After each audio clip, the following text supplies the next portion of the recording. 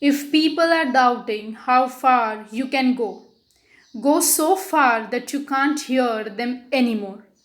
With this amazing thought, a very good morning to all my dear students. I hope that you all are in good health.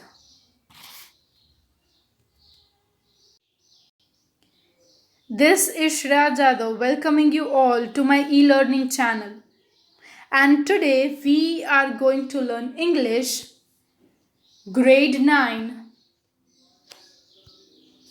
supplementary reading 5 The Happy Prince, written by Oscar Wilde. So before starting with the reading and explanation of the chapter, let us know something about the author. Oscar Wilde, born on 16th October 1854, died on 30 November 1900, was an Irish playwright, novelist, essayist, and poet. He became fluent with French and German early in his life. After university, Wilde moved to London into a fashionable cultural and social circles. After writing in different forms throughout the 1880s, he became one of London's most popular playwrights in the early 1890s. After the turn of 1890s, he refined his ideas about the supremacy of art in a series of dialogues and essays and incorporated themes of decadence, duplicacy, and beauty into his only novel, The Picture of Dorian Gray, written in 1890. He is remembered for his epigram novels, plays, as well as the circumstances of his imprisonment of early death. Introduction for answers. Now, dear students, always remember in mind that whenever you write down your answers, keep in mind to start your answers with introduction. That creates a really good impact. So here it is. Prose. Prose name The Happy Prince. Author's name Oscar Wilde. Genre short story. Summary. The first theme of the story is that outward beauty is nothing. It is just a show. The real beauties are love and sacrifices. So now we shall proceed and go through the summary of the chapter. The theme of the story. The first theme of the story is that outward beauty is nothing. It is just a show. The real beauties are love and sacrifices. The second theme is that love and sacrifices are two saving forces. And that the last theme is that there is a great gap between the rich and poor, the rulers and the masses. The Happy Prince was a beautiful statue of a real prince. He was covered with gold. He had sapphires for eyes and ruby in his sword. This statue was set on the tall column of his courtiers. The statue of the Happy Prince sees all the misery of the city. He weeps when he sees people in trouble. He wanted to help them. A swallow stayed at the feet of the statue of the Happy Prince for the night. On the Happy Prince's request, he prolonged his stay and helped the poor with the ruby and the sapphires. When the Happy Prince could not see any more, the swallow decided to see with him forever. Then he helped the people with gold covering the Happy Prince. At the end, he died of frost. The Happy Prince also broke. Early the next morning, the mayor passed by the square below with the town councillors. He noticed that the Happy Prince statue was in a shabby looks. The ruby had fallen out. The sapphires of the eyes were nowhere, and the statue was no longer golden. Then pulled it down and sent it to furnace. The statue did not melt in the furnace, and therefore it was thrown out on the dust heap where the dead swallow was already lying. An angel came and took the leaden heart and the dead swallow to the god as the two most precious things in the world. Beauty, love, having goodness, willing to give people, this requires a great heart. It is not everyone's cup of tea. It requires a lot and lot of courage. So now let us proceed towards the reading of the chapter. This is really amazing and interesting story. The Happy Prince. High above the city, on a tall column, stood a statue of the Happy Prince. He was glided all over with thin leaves of fine gold. For eyes, he had two bright sapphires and a large red ruby glowed on the sword hilt. He was very much admired indeed. He is as beautiful as a weathercock, remarked one of the town's councillor who wished to gain a reputation for having artistic tastes, not only not quite so useful. He added, fearing lest people should think him unpractical, which was not. Why can't you be like the happy prince? Asked a sensible mother of her little boy who was crying for the moon. The happy prince never dreams of crying for anything. I am glad there is someone in the world who is quite happy, muttered a disappointed man as he gazed at a wonderful statue. He looks like an angel, said the charity children as they came out of the cathedral in their bright scarlet cloaks and their clean white pinafores. How do you know? Said the mathematical masters. You have never seen one. Ah, but we have in our dreams, answered the children, and the mathematical master frowned and looked very severe, for he did not approve of the children dreaming. So, over here, eventually, what happened? In the village or city or in the town, there was a big statue of Happy Prince who was covered with sapphires and rubies and gold, and he used to look always happy. All the people in the town used to admire him a lot, that we as a person are supposed to live a life like a happy prince. He never used to complain, he never used to think anything negative. He always loved each and everything. One night there flew over us over the city a little swallow. His friends had gone away to Egypt 6 weeks before, but he had stayed behind, for he was in love with the most beautiful reed. He had met her early in the spring as he was flying down the river after a big yellow moth. He had been so attracted by her slender waist that he had stopped to talk to her. Shall I love you? Said the swallow, who liked to come to the point at once, and the reed made him a low bow. So he flew around and around her, touching the water with his wings and making silver ripples. This was his courtship, and it lasted all through the summer. It is a ridiculous attachment, twittered the other swallow. She has no money for and far too many relatives, and indeed the river was quite full of reeds. Then, when the autumn came, they all flew away. After they had gone, he felt lonely and began to tire of a lady love.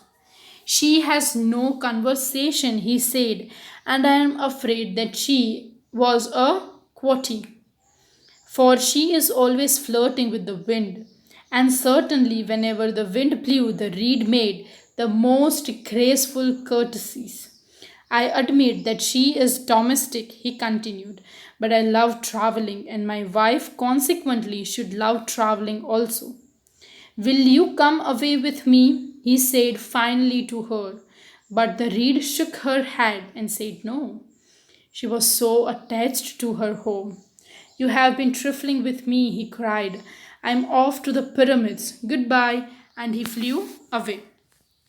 So, over here, the story now actually begins that there was a small swallow who was attracted towards reeds, and at first he loved a lot, but after a certain time duration he thought that his wife was, we can say, typical house wife sort of thing, and she always used to love her home. She never used to love to travel, and it was autumn season, so all the uh, birds were squitters were flying. He asked that, would you like to come? But she refused, that she loved her home and she doesn't want to go anywhere.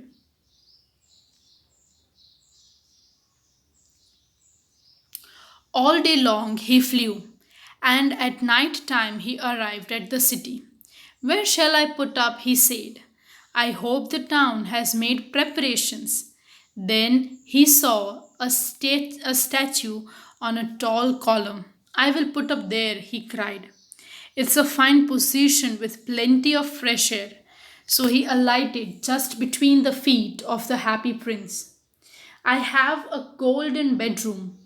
He said softly to himself as he looked around, and he prepared to go to sleep. But just as he was putting his head under his wing, a large drop of water fell on him.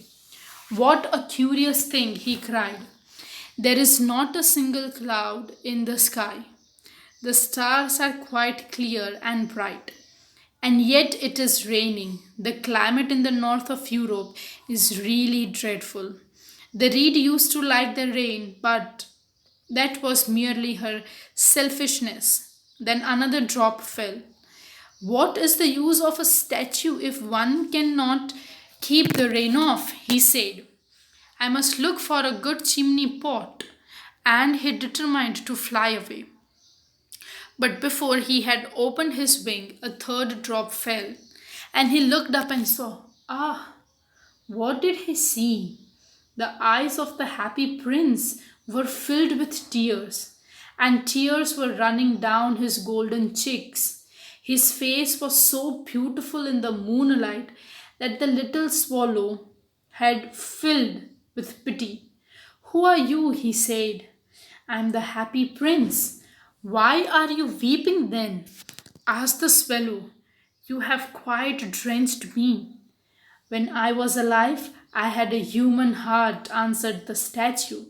I did not know what tears were, for I lived in the palace of Sanssouci, where sorrow is not allowed to enter.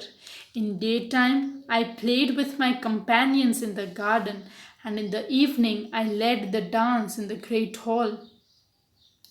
Round the garden ran a very lofty wall, but I never cared to ask. So now, eventually, the swallow is taking a shelter under the feet of the happy prince, and he thought that Europe was having a very dreadful atmosphere. But it started raining. At first, he thought like that. But then, when he observed after the first drop and the second drop and the third drop, at that time he realized that it was not the rain, but it was the happy prince. And then the swallow asked, that what was the reason and who were you? At that time the prince said that he was the happy prince. At first he used to live, when he was alive, he used to live in the palace. At that time there was no weeping, there was no something bad, everything was good, everything was perfect, and he used to spend his all day in a merry time. He never used to think about any sort of that people's suffering, what they were. Why? Because he had never felt that thing. Moreover to that, in morning, in daytime he used to play with his friend, in evening he used to have a a great dance in a great hall, and around the garden there was a lofty long wall. And moreover to that, he never ever cared also that what was happening outside the palace, what lay beyond it. Everything about me was so beautiful. My courtiers called me the happy prince, and happy indeed I was. If pleasures be happiness, so I lived and so I died. And now that I am dead, they have set me up here so high that I can see all the ugliness and all the miseries of my city. And though my heart is made up of lead, yet I can't choose but whip. What is he not solid gold? Said the swallow to himself. He was too polite to make any personal remark out loud. Far away, continued the statue in a low musical voice. Far away in a little street, there is a poor house. One of the windows is open, as though it I can see a woman seated on a table. Her face is thin and worn, and she has coarse red hands, all pricked by the needles, for she is a semester. She is embroidering passion flowers on her satin gown for the loveliest of the queen's maids of honor to wear at the next court ball. In a bed in a corner of her room, her little boy is lying ill.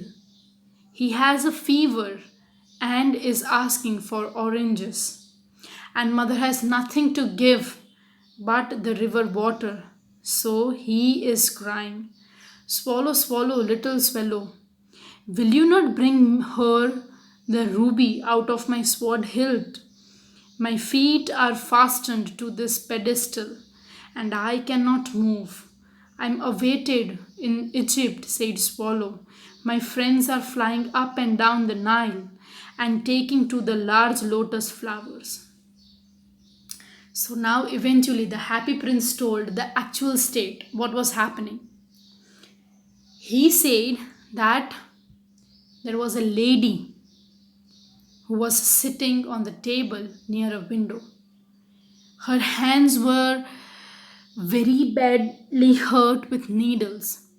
She was preparing a dress, an embroidery in a dress for the queen's maids, which they were supposed to have the next day for the next ball dance. And at that time duration, her child was lying down near the bed. And the child was suffering. He was ill. He wanted oranges. He wanted something to eat. But the mother didn't had money to even purchase something to eat for his own child.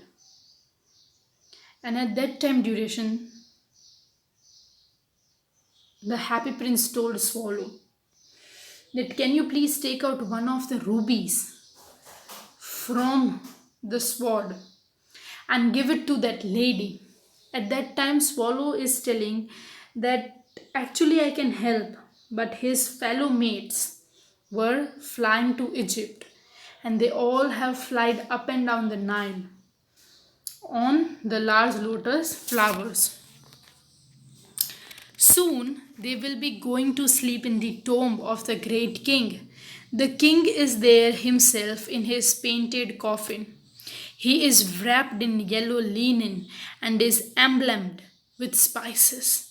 Round his neck is a chain of a pale green jade, and his hands are like withered leaves.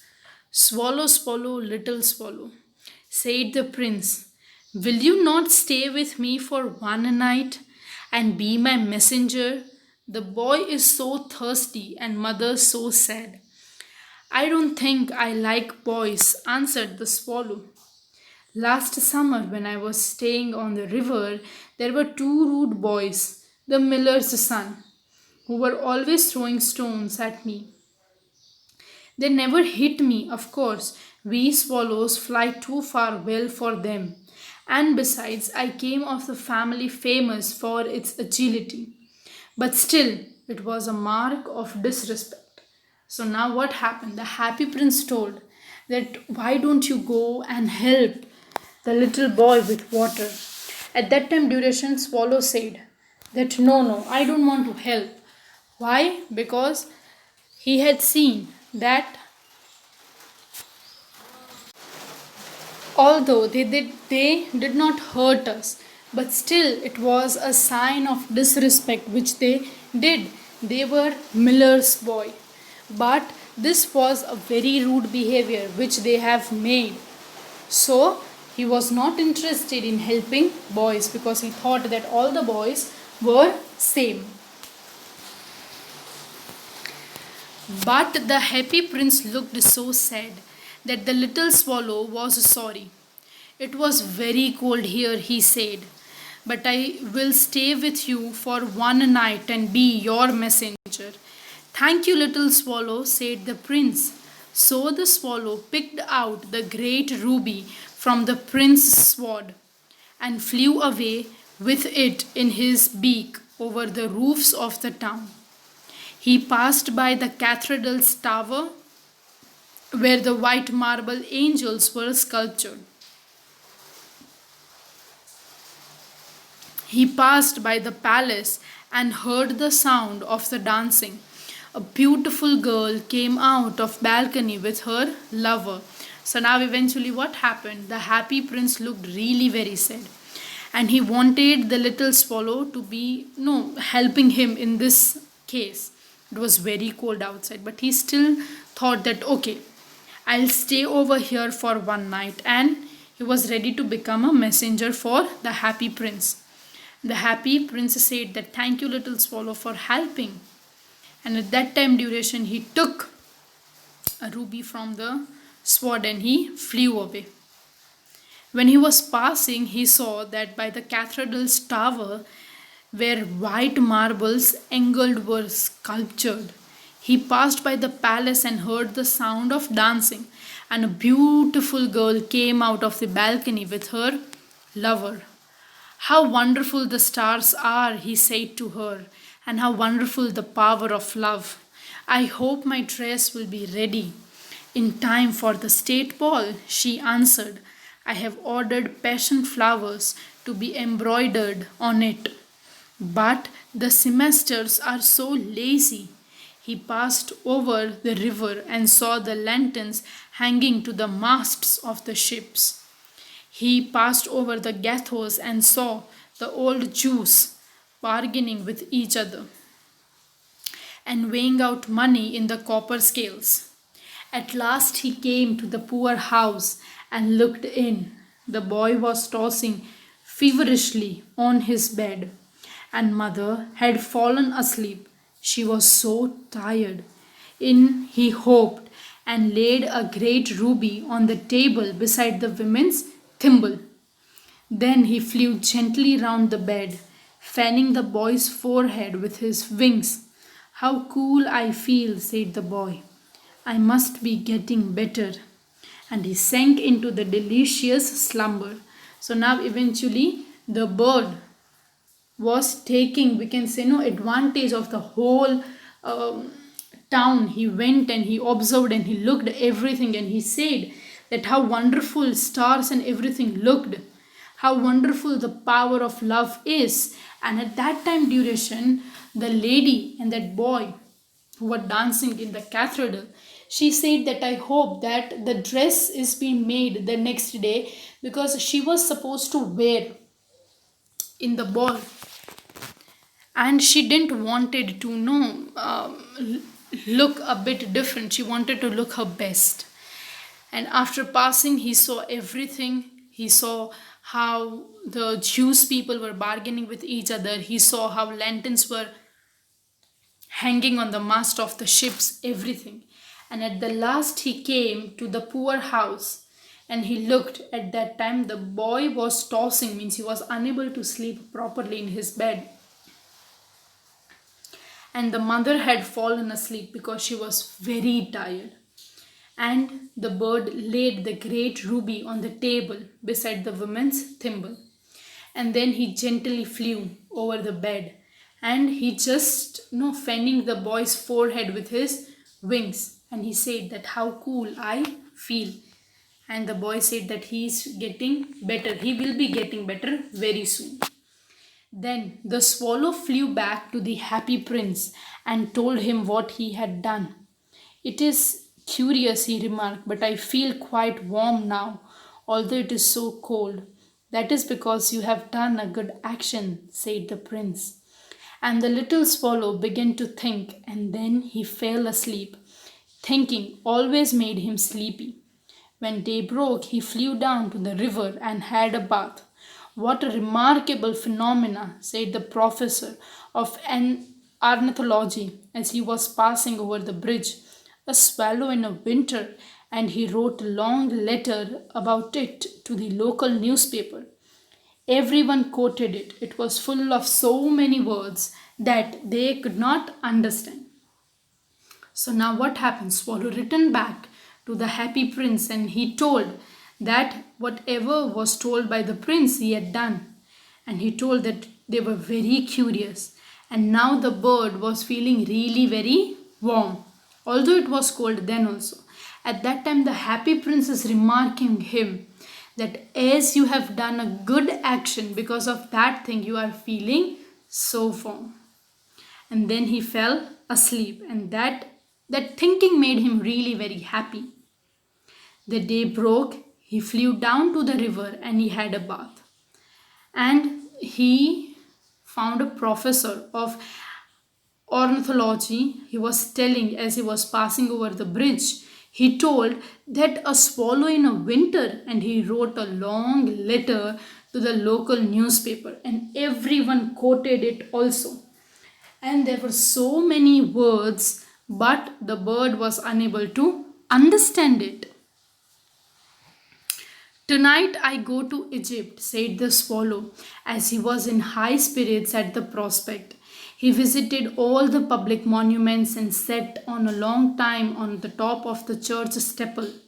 Wherever he went, the sparrows chirped and said to each other, "What a distinguished stranger!" So he enjoyed himself very much. So now, eventually, what happened? Swallow told that tonight he would go to Egypt, and with high spirit he visited all the public monuments, and he would sit for a long time on the top of the church. And at that time he heard that many of the sparrows were telling that he is such a strange bird. He is not a sparrow, he was a swallow. And they were chirping and talking to each other that he was different from us. And this made swallow enjoyed him really very much. He liked it a lot, as he was, we can say, getting special attention from everyone, from the people as well as from the birds as well as from the prince. He was very happy. So dear students, we are keeping this till here today. I hope you have understood this part of the chapter till now. We will continue the next part in second part of the video. Thank you very much for watching, and have a nice day everyone.